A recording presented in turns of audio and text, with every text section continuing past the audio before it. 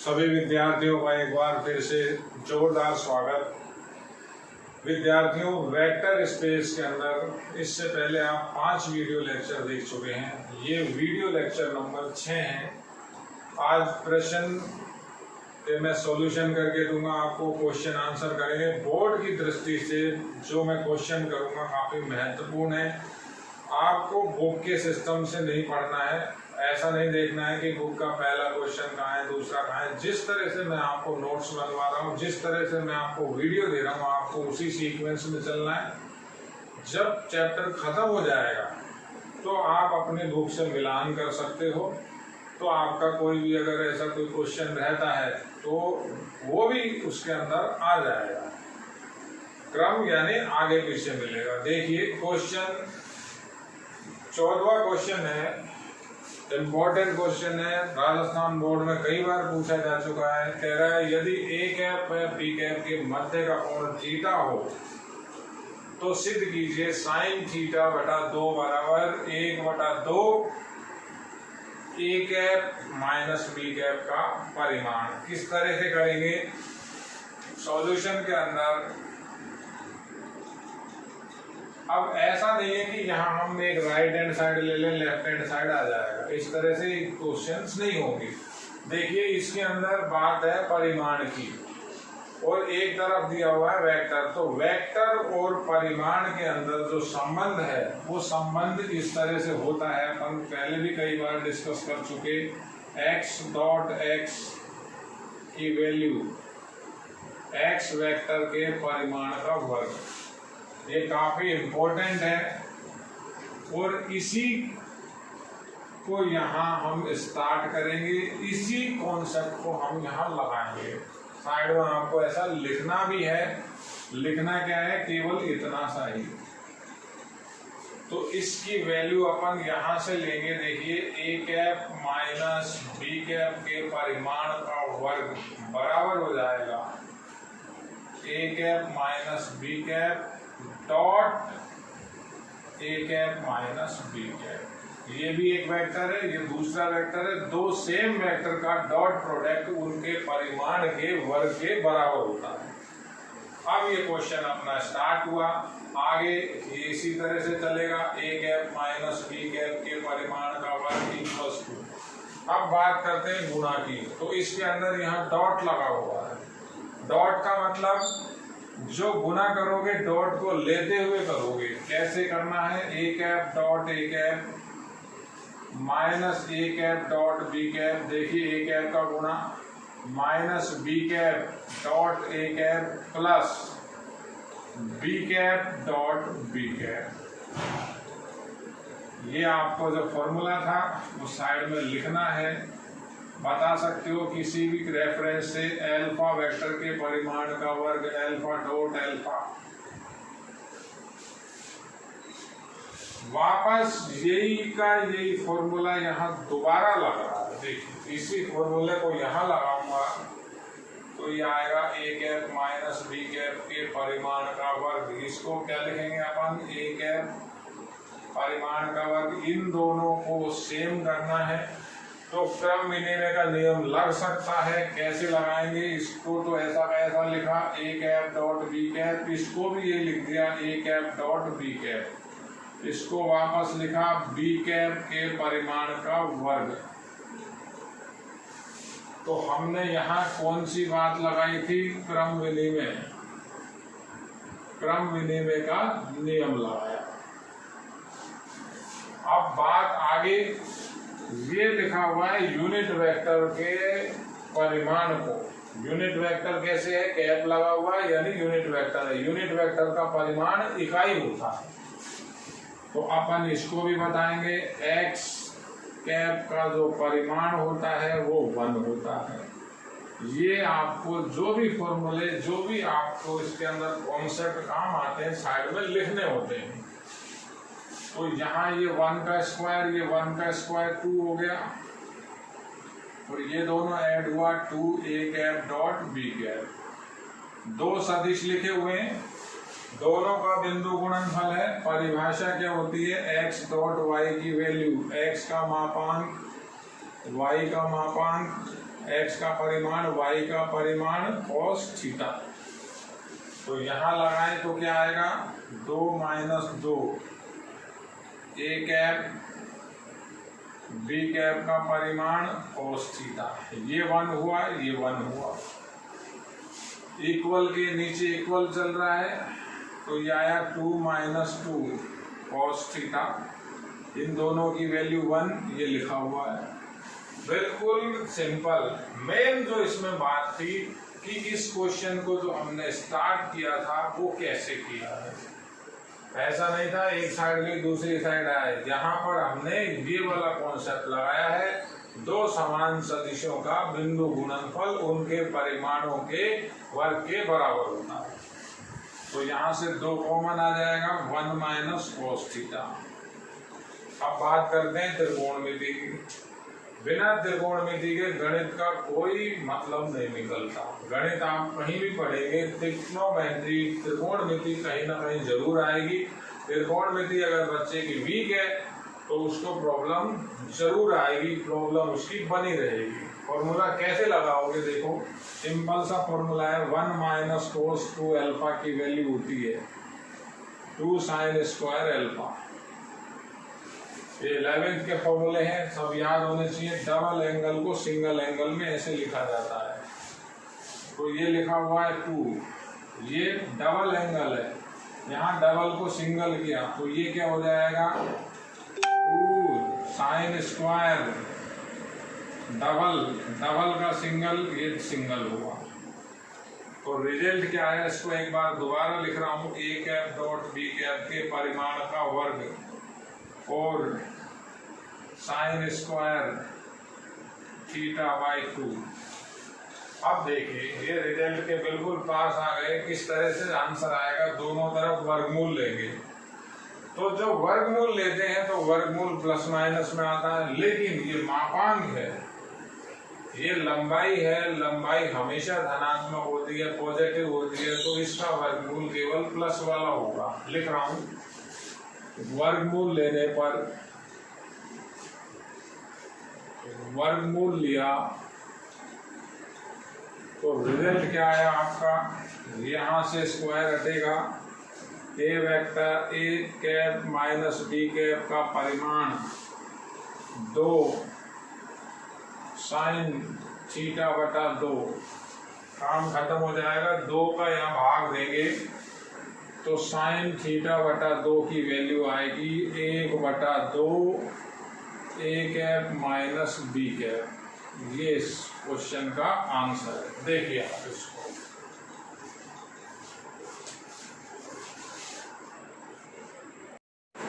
देखिए विद्यार्थियों, question number 15 important है। ये भी कह रहा है ए वेक्टर, बी वेक्टर व सी वेक्टर के परिमाण दिए हुए हैं क्रम से 3, 4 व 5।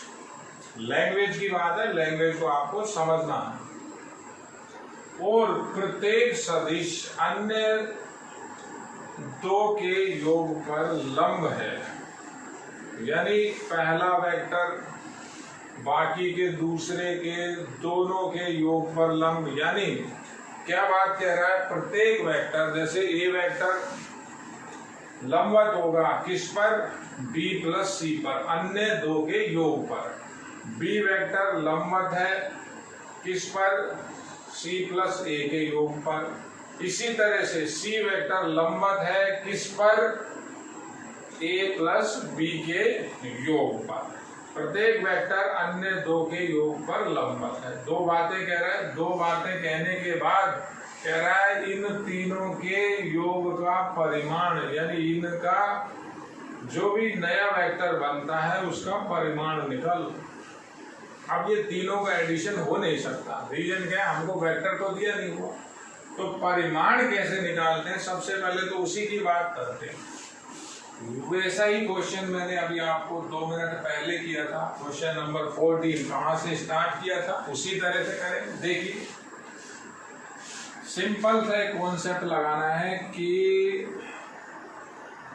काम आ जाए, तो ऐसा लिखें r.r की वैल्यू r वेक्टर के परिमाण का वर्ग।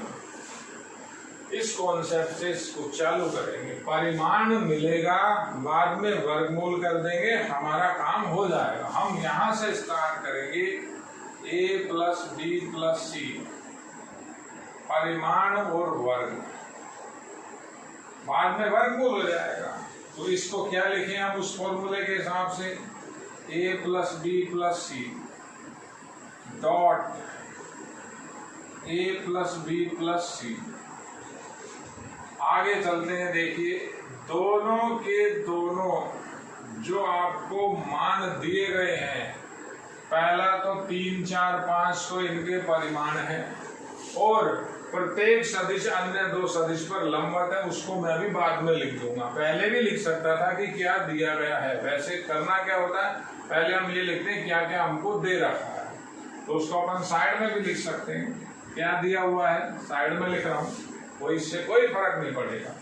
पहली बात ऐसा दिया हुआ है, ए वेक्टर का 3, बी का परिमाण 4, सी का परिमाण 5, ये नंबर एक ही डाल देता हूं, ये दे रखा है एक बार। दूसरी बात क्या दे रखी है, प्रत्येक सदिश अन्य दो के, प्रत्येक सदिश मतलब ए सदिश, अन्य दो कौन हो गए, बी प्लस सी, उनका योग हो गया। प्रत्येक सदिश अन्य दो सदिशों के योग पर लंबवत है, तो जब दो वेक्टर आपस में लंबवत होते हैं तो उनका बिंदु गुणनफल 0 होता है। तो ए डॉट बी प्लस सी की वैल्यू 0। ऐसे ही बी किस पर लंबवत होगा, सी प्लस ए पर, तो इनका बिंदु गुणनफल 0। ऐसे ही प्रत्येक को लेना, तीनों को। सी वेक्टर अन्य दो कौन से हो गए, ए प्लस बी, उनका बिंदु गुणनफल आपस में लंबवत है, बिंदु गुणनफल 0 हो जाएगा। ये इक्वेशन नंबर 2 डाल दी, ये भी आपको दे रहा है। देखिए इन दोनों को यहाँ काम में लेंगे, क्वेश्चन में परिमाण निकालेंगे, बाद में अपन वर्गमूल कर देंगे। अब बात करते हैं, बात क्या करनी है कि इनका प्रोडक्ट करना है। प्रोडक्ट कैसे होगा, देखिए आप 9 पार्ट बनेंगे, डॉट को लेते हुए प्रोडक्ट करना है। तो मैं देखो जैसे इस ए वेक्टर का इसमें प्रोडक्ट करूंगा, जब गुणा करूंगा तो डॉट भी अंदर जाएगा, A dot B, A dot C. देखिए ए का इंटू क्या है, डॉट प्रोडक्ट है तो डॉट प्रोडक्ट आएगा, क्रॉस प्रोडक्ट होगा तो क्रॉस प्रोडक्ट आएगा। बी का करें तो B dot A, B dot B, B dot C. वहां देखने की भी जरूरत नहीं है, इसमें एक सीक्वेंस है, सीक्वेंस को समझिए, इंटू करते रहिए। सी का करें C dot A, C dot B, और लास्ट में आया सी डॉट सी। देखिए 9 की 9 वैल्यू लिखी हुई है। अब इन वैल्यू के अंदर 3 वैल्यू ऐसी हैं, पहली, दूसरी और तीसरी, इनमें फिर ये फॉर्मूला लग रहा है। देखिए आप, तो सबसे पहले इनको लिखता हूं, इक्वल्स टू बी के परिमाण का वर्ग और सी के परिमाण का वर्ग। बिल्कुल सिंपल। अब काम में इसको भी लेना है, जो चीज दी हुई होती है वो काम में जरूर आती है। इनकी तो वैल्यू मिल गई, यहाँ 9 लिख देंगे या 16 लिख देंगे या 25 लिख देंगे। अब ये कैसे काम में लेंगे, देखिए ए डॉट बी ऐसा लिख रहा हूं, ये 6 बचे हुए हैं। या तो आप इन सब का एडिशन कर लो, वो वाला काम कर लेते हैं, उसको यहाँ काम में ले लेंगे। कैसे एडिशन होगा, पहले एक बार अंदर इंटू करके एडिशन करें तो देखो ऐसा आता है, A dot B plus A dot C 0, B dot C plus B dot A फिर 0, C dot A plus C dot B फिर 0। अब इन सब का अगर योग करें तो योग बड़ा सिंपल है, डबलिंग है। डबलिंग कैसे है? ये ए डॉट बी है, ये बी डॉट ए है। क्रम विनिमय का नियम लगता है तो दो सब में से कॉमन आ जाएगा, सब दो दो बार है। ए डॉट सी है तो सी डॉट ए है, बी डॉट सी है तो सी डॉट बी है।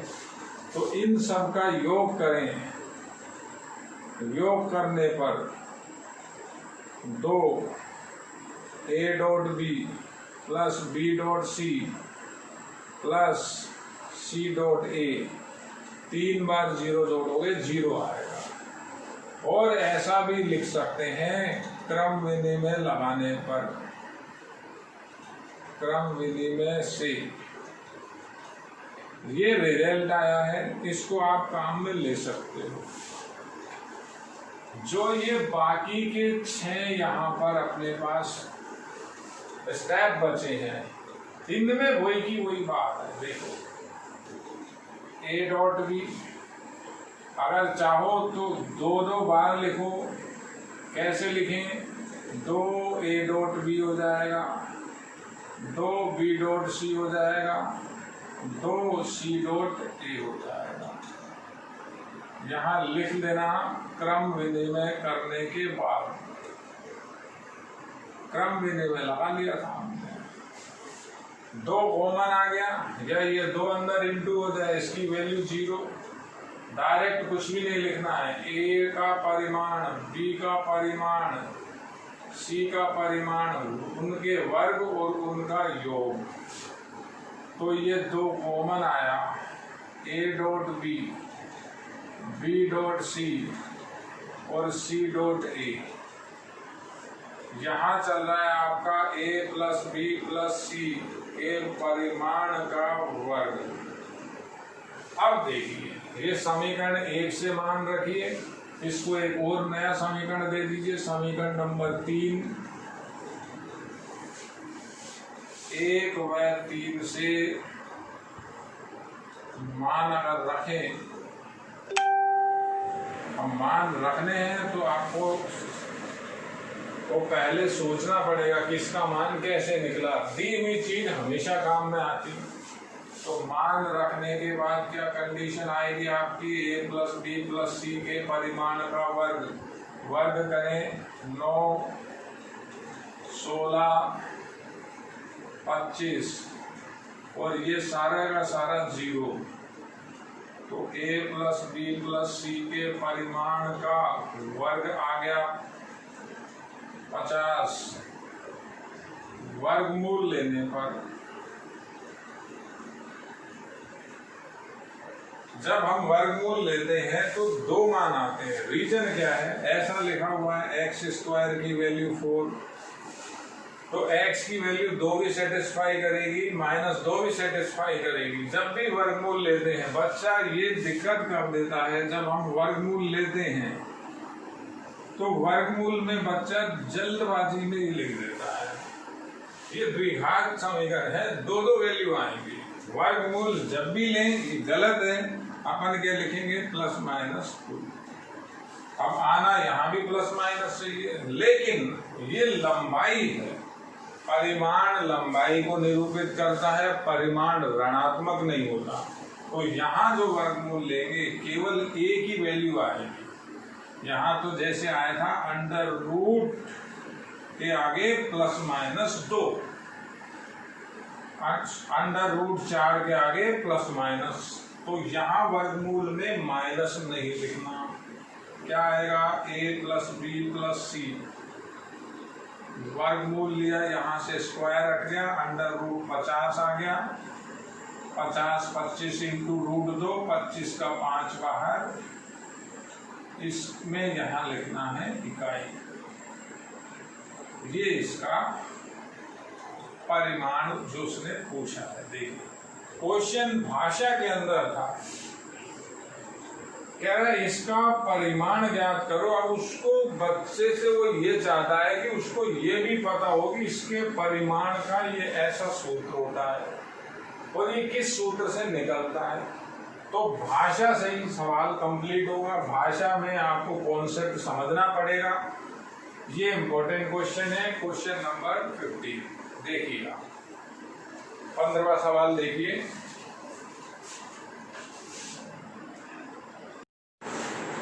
देखिए विद्यार्थियों, अब बात करेंगे हम क्रॉस प्रोडक्ट की, दो सदिशों का सदिश गुणनफल। इससे पहले मैंने आपको जितने भी क्वेश्चन किए हैं वो सारे क्वेश्चन आपके डॉट प्रोडक्ट के ऊपर थे, बिंदु गुणनफल पर थे। अब जो हमारे आगे के क्वेश्चन है उसके अंदर हमें डॉट और क्रॉस दोनों काम में लेने हैं।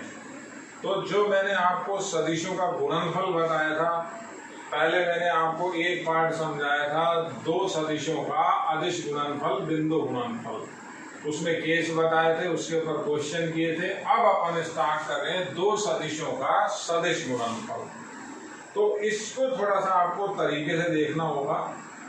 इसके अंदर जो दिशा की बात होती है, जैसे हमने पहले आपको डॉट प्रोडक्ट में बताया था, दो सदिशों को जब हम बिंदु गुणनफल कराते हैं तो जो वैल्यू आती है, जो राशि आती है, वो कैसी होती है? स्केलर होती है, वो अदिश राशि होती है। लेकिन यहाँ जो हमारे पास गुणनफल करने के बाद वैल्यू आएगी, वो आगे इटसेल्फ एक नया सदिश आएगा, तो उसमें एक दिशा होगी। तो दिशा का इसमें थोड़ा सा कंफ्यूजन आपको नहीं रखना। देखिए पहले आप इसे समझिए। देखिए कोई भी मेरे पास दो वेक्टर हैं, ये दो वेक्टर, उनके बीच में अपने पास कोण है थीटा। मान लेते हैं ये ए वेक्टर है, ये बी वेक्टर है। बात अपन अब कर रहे हैं क्रॉस प्रोडक्ट। तो सबसे पहले तो ये समझिए, इनका जो सदिश गुणनफल होगा या क्रॉस प्रोडक्ट होगा, उसका अपना फॉर्मूला होता है ए क्रॉस बी।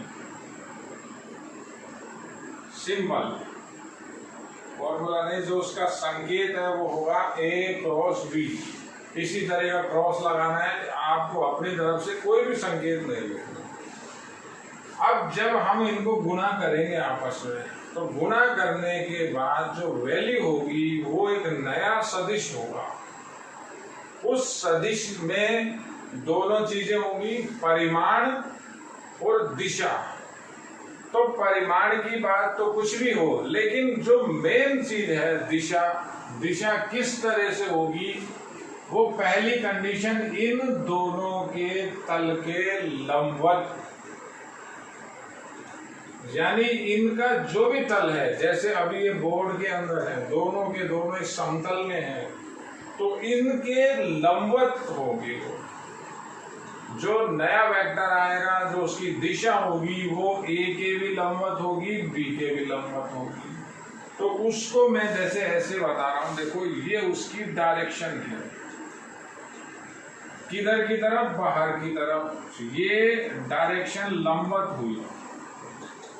अब वो दिशा इस तरफ भी हो सकती है, बाहर भी और अंदर भी। उसकी अगर अपन बात करते हैं, उसमें राइट हैंड नियम लगेगा। किस तरह से लगेगा वो मैं भी आपको बताता हूँ। पहली बात तो इन दोनों का जब आप क्या करोगे, सदिश गुणनफल, तो जो नया वेक्टर आएगा उसकी दिशा इन दोनों के तल के लंबवत होगी। यानी ये जो मार्कर है इस डायरेक्शन में या पीछे इसके बैक डायरेक्शन में उसकी डायरेक्शन हो सकती है, तल के लंबवत। तो अब उस पिक्चर को अपन 2D में ही बनाएं, तो बनाने के लिए अपन को कैसा करना पड़ेगा, उसकी दिशा को इस तरह से कहीं भी दिखा सकते हैं। अब बात करते हैं कि जो ये दिशा है, ये दिशा है, तल के लंबवत है।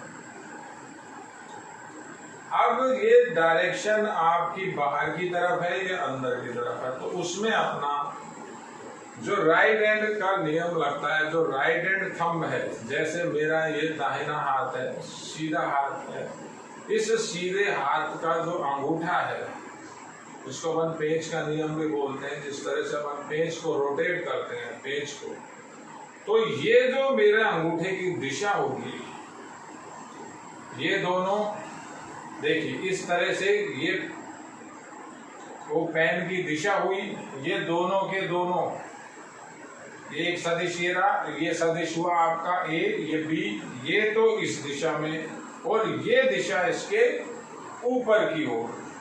तो अगर आप इस ए क्रॉस बी की वैल्यू लिख रहे हो, तो ए क्रॉस बी लिख रहे हो, तो आप यहां क्या लिखोगे, डायरेक्शन बताओगे ये वाली ऊपर वाली डायरेक्शन, राइट हैंड थंब का ऊपर। अब बात करते हैं दिशा को दिखाएंगे कैसे। तो पहले तो परिमाण लिखते हैं। परिमाण आएगा ए बी साइन थीटा, ये तो परिमाण है, इसका भी प्रूफ है, उसकी बात भी अपन करेंगे। अब डायरेक्शन, जैसे देखो ए डॉट बी निकाला था, केवल परिमाण लिखा था ए बी कॉस थीटा, तो ये जो वैल्यू थी ये केवल और केवल परिमाण को बता रही है। अब यहाँ दिशा भी है, तो दिशा कैसी बताई थी, इन दोनों के तल के लंबवत और राइट हैंड थंब या राइट हैंड हस्त नियम के अनुसार ये उसकी दिशा होगी, ऊपर की तरफ। तो उसको हम दिशा को जब हम लिखते हैं, ये दिशा ऊपर है, दिशा यूनिट वेक्टर में ही होती है, यानी अब इस परिमाण के साथ साथ मुझे एक यूनिट वेक्टर और लगाना है। बिल्कुल क्लियर बात है। तो उस यूनिट वेक्टर को अपन एन कैप कहते हैं, नाम दिया हुआ है, कोई फॉर्मूला नहीं है। एन कैप, दिशा कौन बताएगा इसकी, एन कैप। एन कैप क्या है, एन कैप ए व बी के तल के लंबवत, तल के लंबवत। बात को अच्छी तरह समझना, क्योंकि यही कॉन्सेप्ट जब सवाल में लगाएंगे हम तो बच्चा उसको मिसयूज या मिसगाइड समझ के गलत लगा देता है। एन कैप क्या होगा, ए व बी का जो भी तल है उस तल के लंबवत इकाई सदिश है।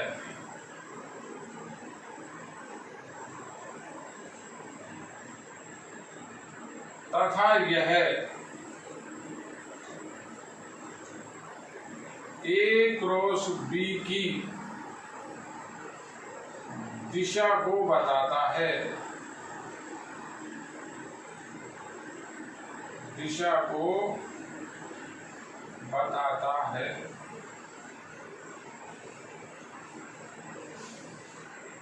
ये परिमाण हो गया सारा का सारा, और एन कैप दिशा हो गई। आपको पहले भी ऐसा बताया था, देखो आप पुराने वीडियो लेक्चर को देखो, कोई भी वेक्टर लिखा, वेक्टर ए, तो इस वेक्टर में दो चीजें बताई थी, एक तो परिमाण और एक दिशा।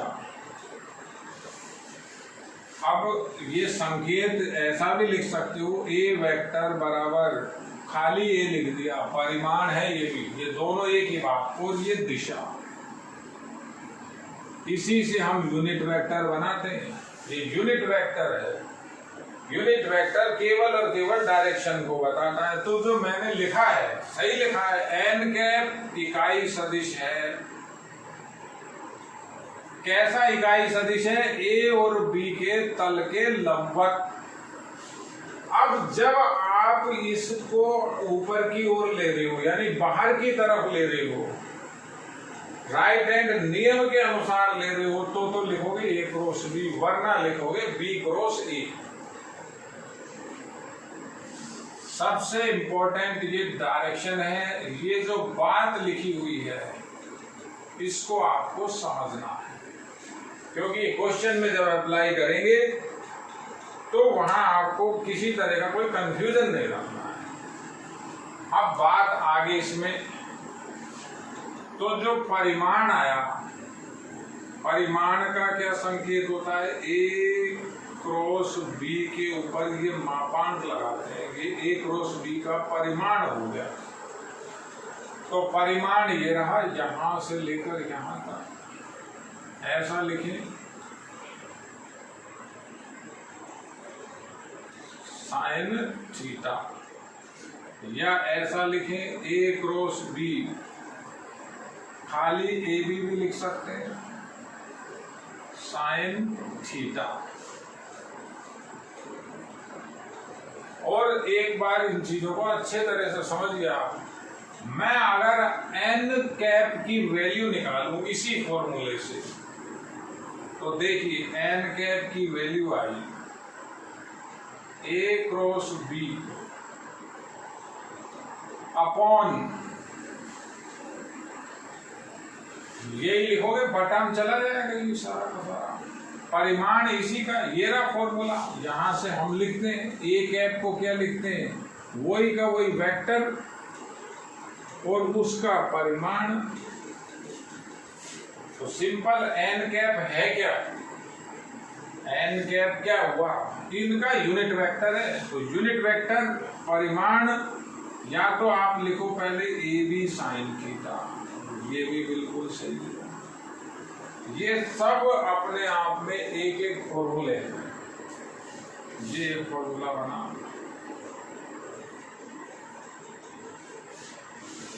ये खुद एक फॉर्मूला है। बातों को समझिए, ये वो एक ही बात है। ये तो खैर बेसिक फॉर्मूला इसका है। या मैं यहाँ इस ए बी साइन थीटा की वैल्यू ये भी लिख सकता हूँ दूसरे सिंबल में, दूसरे संकेत में। तो एक फॉर्मूला ये आया, एन सदिश बराबर ए क्रॉस बी अपॉन, अब ये बात अब मत भूल जाना कि एन कैप क्या है। एन सदिश, एन कैप, एन कैप क्या है? एन कैप यूनिट वेक्टर है, दिशा को बताएगा। किसकी दिशा को बताएगा? ए क्रॉस बी की। ए क्रॉस बी से जो नया सदिश आएगा उसकी दिशा को बताता है। और इसका नेचर कैसा होता है? ये जो एन कैप होता है वो ए और बी के तल के लंबवत इकाई सदिश होता है। इकाई सदिश तो है, ये दिशा को बता रहा है, लेकिन नेचर क्या है इसका? इसका नेचर है इन दोनों के तल के लंबवत। किसके भी लंबवत होगा? इसके भी लंबवत होगा। अब बात कि जब मैंने ए क्रॉस बी लिखा है तो मैंने डायरेक्शन ये ऊपर वाली ली है, ये देखिए। जब अपन लेंगे बी क्रॉस ए तो इसकी डायरेक्शन एंटी डायरेक्शन हो जाएगी, नीचे वाली डायरेक्शन हो जाएगी, उल्टी डायरेक्शन हो जाएगी।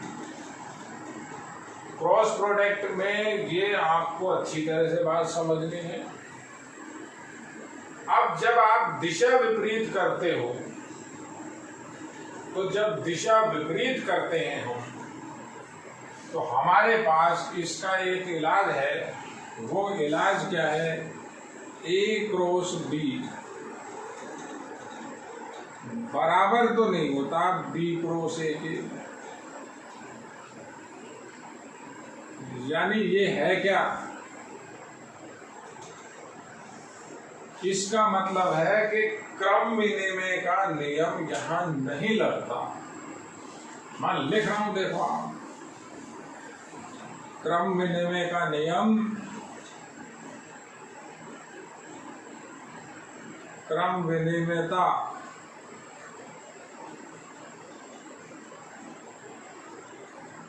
लागू नहीं होती।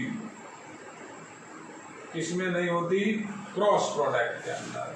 क्रॉस प्रोडक्ट में क्रम विनिमय का नियम कभी लागू नहीं होगा। लागू क्यों नहीं होगा? ये ए क्रॉस बी लिखा हुआ है, किस कंडीशन में लिखा हुआ है? जब डायरेक्शन ऊपर, और जब आप एंटी डायरेक्शन लिखोगे, डायरेक्शन को नीचे ले आओगे तो डायरेक्शन ही जब चेंज कर दी, हम जब किसी सदिश की डायरेक्शन चेंज कर देते हैं तो उसका सिंबल नेगेटिव हो जाता है। तो नेगेटिव कैसे होगा? तो इसीलिए अपन ये बात कहते हैं ए क्रॉस बी की जो वैल्यू होती है वो बराबर होती है माइनस ए क्रॉस बी के या माइनस बी क्रॉस ए के। ये क्रम विनिमय का नियम तो लागू नहीं होता। ये आपको बात समझनी है। ए क्रॉस बी बराबर हो जाएगा minus B cross A vector. Direction का फर्क पड़ गया, ये ऊपर है वो नीचे हो। तो सबसे पहले तो यही समझना है, जब दो सदिशों का सदिश गुणनफल कराएंगे तो एक नया सदिश आएगा, यानी वेक्टर को जब क्रॉस प्रोडक्ट वेक्टर से करते हैं तो रिजल्ट में भी एक वेक्टर आता है। और जब वेक्टर का डॉट प्रोडक्ट वेक्टर से होता है, डायरेक्शन की कोई बात नहीं होती, तो स्केलर आता है। सदिश आएगा वो अदिश आएगा। अब अपन बात करेंगे, इसमें भी केस बनेंगे। अब होता क्या है, जो मेन प्रॉब्लम है वो प्रॉब्लम ये है, बच्चा बिंदु गुणनफल और सदिश गुणनफल को तो समझ लेता है, कहीं कोई दिक्कत नहीं आती, उसको सूत्रों का ज्ञान हो जाता है, यहाँ तक की बातों को वो सब समझता है। लेकिन जो उसकी स्थितियां बनती हैं, स्थितियां कैसी? जब एंगल के साथ कंडीशन बनती है 0 डिग्री पर 90 डिग्री पर, तो वो एक दूसरे की कंडीशन को इधर से उधर मिला लेता है, क्योंकि उसने कॉन्सेप्ट नहीं समझा, उसने उस चीज को सोचा नहीं। तो आपको क्या करना है, मैंने पहले आपको डॉट प्रोडक्ट बताया था, उसमें सारी कंडीशन बताई थी। कौन कौन सी कंडीशन बताई थी? जब दोनों सदिश आपस में समानांतर हो या संपाती हो। दूसरी, जब दोनों सदिश आपस में लंबवत हो। तो ऐसा करने पे हमारी कई कंडीशन बनेगी, ऐसे यहां बनेगी। तो उनको आपको मिक्स नहीं करना है, मिक्स करा तो सारा काम खराब होगा। देखिए, अब कंडीशन की बात कर रहा हूं मैं एक एक करके। पहली कंडीशन अपन लिख रहे हैं, केस नंबर 1 है,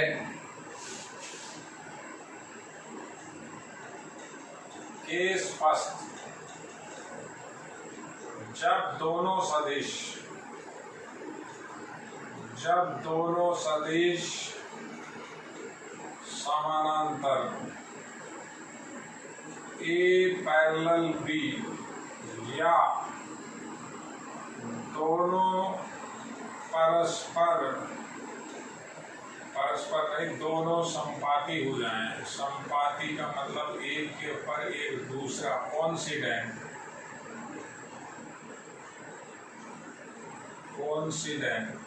पहला। तो कब होगा? थीटा की वैल्यू क्या होगी? थीटा की वैल्यू होगी 0 डिग्री। इसी फॉर्मूले में थीटा 0 रखें तो ए क्रॉस बी। अब जब साइन थीटा में थीटा की वैल्यू 0 डिग्री रखोगे तो साइन 0 डिग्री की वैल्यू 0 होती है, तो बच्चा लिख देता है 0। ये भी गलत है, ये 0 नहीं आएगा, ये 0 वेक्टर आएगा। दो सदिशों का सदिश गुणनफल फिर एक सदिश आता है, तो ये 0 वेक्टर को आप वेक्टर का ही निशान लिखोगे। कई बच्चे कैपिटल O लिखते हैं, किताबों में ऐसा लिखा हुआ है, छोड़ो। अब मैंने आपको 0 वेक्टर भी बताया था। 0 वेक्टर जिसमें परिमाण नहीं हो, प्रारंभिक और अंतिम बिंदु सेम हो, परिमाण नहीं होगा और दिशा कौन सी होगी? कोई सी भी दिशा उसकी आप ले सकते हैं। डॉट का काम करता है 0 वेक्टर। ये हुआ इनिशियल और फाइनल पॉइंट सेम हुआ तो इसकी जो डायरेक्शन है कोई सी भी आप डायरेक्शन दे सकते हो, जीरो वेक्टर। बिल्कुल क्लियर, ये बात आपको समझ में है। तो सबसे पहली इंपॉर्टेंट शर्त ये रही, जब दोनों सदिश समानांतर होते हैं तो उनका सदिश गुणनफल शून्य सदिश के बराबर होता है।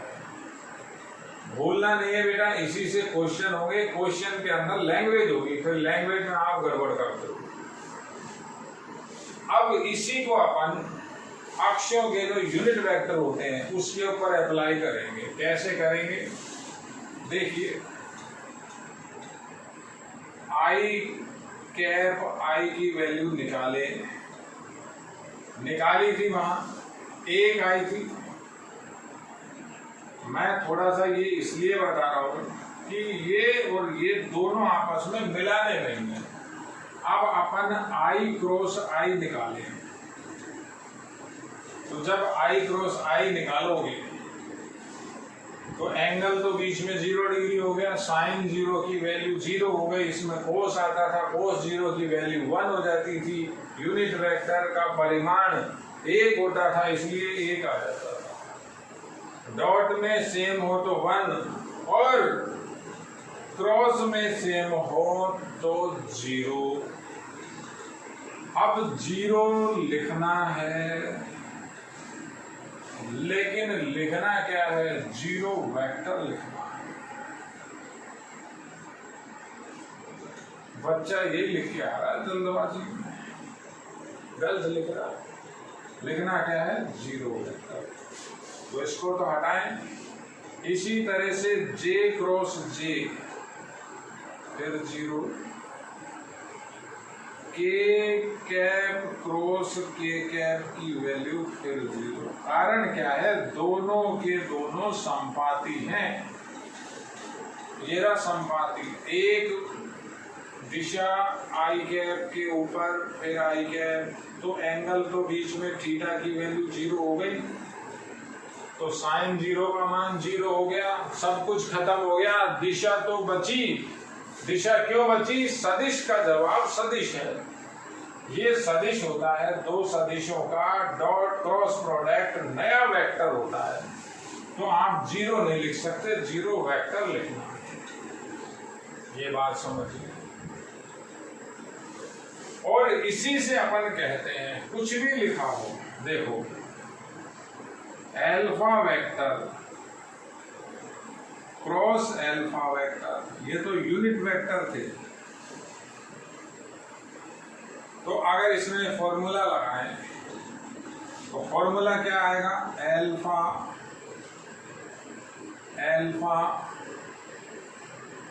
Sign 0 n cap. तो इस 0 से सब 0 हो गए, लेकिन आया क्या? 0 वेक्टर आया। ये पहली बात, पहला केस। दो समान सदिशों का सदिश गुणनफल शून्य सदिश होता है। दो समान सदिशों का, समान वेक्टर है, सदिश गुणनफल समान ही तो वेक्टर है, सदिश गुणनफल शून्य। ये पहली कंडीशन। अब बात करते हैं लंबवत की। लंबवत को भी अच्छे से देखिए आप। लंबवत की कंडीशन मैं यहां लिख रहा हूं। अब बात को थोड़ा सा समझना पड़ेगा आपको। केस नंबर सेकंड, जब दोनों वेक्टर आपस में कैसे हो? लंबवत। जब दोनों सदिश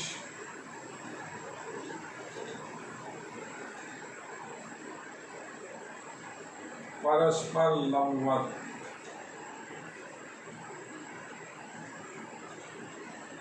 यानी ए वेक्टर हो परपेंडिकुलर बी वेक्टर के, तो थीटा तो 90 डिग्री हो गया, साइन 90 की वैल्यू 1 हो गई। थीटा की वैल्यू 90, साइन 91, तो A क्रॉस B की जो वैल्यू आएगी बराबर आएगी, A क्रॉस B निकाल रहा हूं मैं, साइन 90 रखोगे वो तो 1 हो गया, बचेगा क्या, A का परिमाण, B का परिमाण और दिशा तो बचेगी n कैप, ये वैल्यू लिखनी है, ये भी इंपॉर्टेंट है। अब इनके रट्टे नहीं लगाने हैं, इनके सूत्र बना बना के बेटा याद मत करना। कई बच्चे क्या करते हैं, हर चीज की जितनी भी डिटेल बनती है उनको पन्नों में उतारते हैं, सूत्रों की तरह याद करते हैं, ऐसे कभी भी याद नहीं होगा, समझो, सब याद रहेगा। अब अपन इसको अक्षों के यूनिट वेक्टर पे लगाते हैं। अक्षों के यूनिट वेक्टर पे कैसे लगाओगे, देखो मैं ये केस हटा रहा हूं, पहला केस है तो इसको मैं हटा दूं, नोट्स में आपको सब मिल जाएंगे लिखित में। तो ये तो इसका फॉर्मूला बन गया, साइन की वैल्यू, साइन 90 की वैल्यू 1 रखी। अगर अपन आई कैप क्रॉस जे कैप की वैल्यू निकालें, अब आप मेरी बात को जरा तरीके से समझना बेटा। रीजन क्या है, दिशा का इसमें चक्कर है, तो पहले सूत्र लिखा, आई कैप जे कैप, आई और जे, मैं यहां डायग्राम बना देता हूं,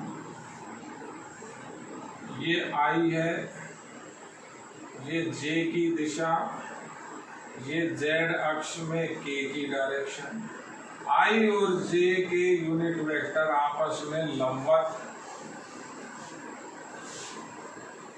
तो 90 डिग्री तो हो ही गया।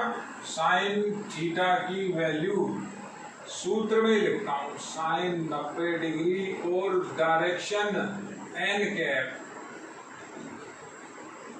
तो आई क्रॉस जे की वैल्यू आई, यूनिट वेक्टर का परिमाण 1, यूनिट वेक्टर का परिमाण 1, साइन 90 1, एन कैप 50।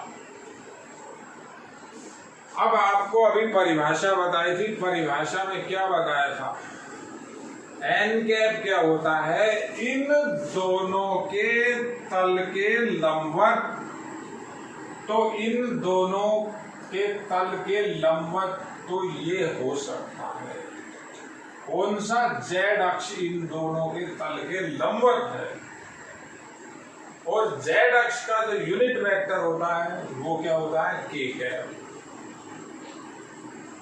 तो ये लिखेंगे हम यहां के कैप, ना कि अब एन कैप। देखिए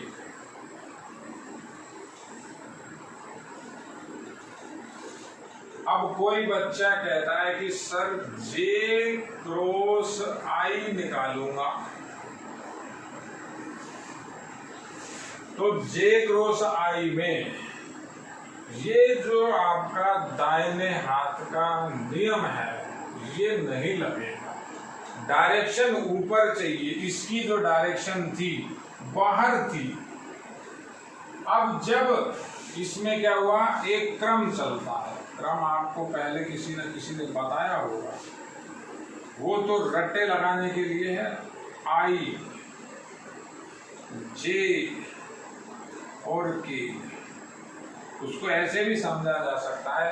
अगर आपका ये क्रम टूट जाता है तो आप नेगेटिव साइन लगा दो। अब क्रम टूट गया, जे के बाद के आता है, के तो आया नहीं, जे के बाद क्या आता है, के तो आया नहीं, आई आ गया, तो ये माइनस में आएगा, क्योंकि ये जो राइट हैंड थंब का जो नियम था, दाहिने हाथ का जो हस्त नियम है, अंगूठे का नियम है, ये नहीं लगा, डायरेक्शन हो गई थी रिवर्स। ये जो दिशा थी ये तो बाहर की तरफ थी, अब उसकी दिशा अंदर की तरफ चली गई। जे पहले आ गया, आई बाद में आ गया, तो ये माइनस में होगा। लेकिन होगा क्या, इन दोनों के तल के लंबवत यूनिट वेक्टर। दिशा कौन सी थी, ये वाली नहीं थी, पीछे वाली थी, बोर्ड के पीछे की तरफ है जो, तो माइनस के क्या है। इसीलिए तो अभी आपको एक नियम लिखा था, ये नियम था A क्रॉस B बराबर होता है माइनस B क्रॉस A के। देखिए ये माइनस को वहां ट्रांसफर कर दो तो ये दोनों बराबर। तो इस तरह के आपके क्या क्या नियम बन रहे हैं देखिए, मैं आपको एक बार लिख रहा हूं, समझना। सब में यही हो रहा है। जब आप निकालोगे J क्रॉस K, तो J क्रॉस K, ये J है, ये रहा J, और ये K है। J हुआ y अक्ष का यूनिट वेक्टर, K हुआ, K क्या हुआ, Z अक्ष का यूनिट वेक्टर। तो इनका तल तो ये हो गया जो मेरी हथेली लगी हुई है। तो जो इनका सदिश गुणनफल होगा, जो नया वेक्टर आएगा, उसकी जो दिशा होगी ये मेरे इस हथेली के तल के, हथेली मेरा एक तल का काम कर रही है, इसके लंबवत होगी। लंबवत दिशा इधर भी है और इधर भी है, वो तो डायरेक्शन की बात है, प्लस माइनस की बात है। तो वो लंबवत दिशा किस की है, एक्स अक्ष की। लंबवत दिशा को कौन व्यक्त कर रहा है, एक्स अक्ष, और एक्स अक्ष का यूनिट वेक्टर लिखना है। परिभाषा अभी लिखी थी, A क्रॉस B करने पर जो नया वेक्टर बनता है वो वेक्टर इन दोनों के तल के लंबवत होता है और वो यूनिट वेक्टर होता है, केवल दिशा बताता है। तो ये आपका क्या बनेगा, एक्स अक्ष का यूनिट वेक्टर। तो एक्स अक्ष का यूनिट वेक्टर तो आई कैप है। अब क्रम की बात कर लेते हैं, जे के बाद क्या आता है, जे के बाद क्या आ गया, तो ये हो गया आई कैप। और अगर आपने इसका रिवर्स लिखा के क्रॉस जे, तो माइनस आई कैप। ऐसे ये 6 सेट बनेंगे, 2 ये रहे, 2 ये रहे, 2 और बन जाएंगे। अब कौन कौन से देखें, एक इसको और एक इसको, एक ये हो गया और एक ये हो गया, y अक्ष और z अक्ष। तो तल ये वाला हुआ, तो इस तल के लंबवत y अक्ष का यूनिट वेक्टर g। तो अब क्या लिखेंगे, k के बाद, ये k के बाद i आ जाता है, k क्रॉस i का जो मान आएगा वो j वेक्टर के बराबर आएगा। और अगर रिवर्स जाओगे, दाहिने हस्त नियम का उल्लंघन करोगे, नियम को नहीं लगाओगे, तो I क्रॉस K, I के बाद K नहीं आता, J आता है, पीछे आता है। जब पीछे आएगा तो माइनस J।